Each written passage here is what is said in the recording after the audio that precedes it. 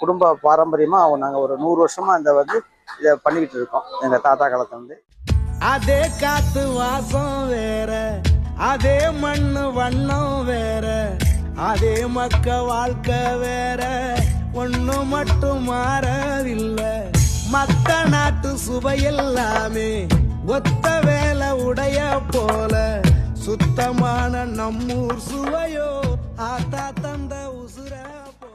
இப்போ தம்ரொட்டு நாகூரில் ரொம்ப ஃபேமஸ். இது நாங்கள் ஒரு 100 வருஷமாக எங்களோட தாத்தா காலத்துல பண்ணுறோம். இதில் மெயினாக உங்களுக்கு பால், முந்திரி, சம்பா கோதுமையில செய்கிறோம். இது மேலே தம் அல்வா மாதிரி கிண்டி மேலே ஹீட் பண்ணுவோம், தம் வைப்போம். அப்போ மேலேயும் கீழேயும் அது தனி டேஸ்ட்டாக கொடுக்கும். இதில் நாங்கள் மெயினாக உங்களுக்கு கோவா சேர்க்குறோம். அந்த பாலோட டேஸ்ட்டு உங்களுக்கு நல்லா இதை கிடைக்கும். இது நான் புராதனமாக செஞ்சுட்ருக்கோம். இந்த ஒரு நாகூரில் தான் இது ஃபேமஸ்ஸு. எங்களோட குடும்ப பாரம்பரியமாக நாங்கள் ஒரு 100 வருஷமாக இதை பண்ணிக்கிட்டு இருக்கோம். எங்கள் தாத்தா காலத்துல என்னோட கருத்து தெரிஞ்சு நான் எனக்கு 60 வயசாகுது. இந்த கடை 1967 ஓப்பன் பண்ணோம்.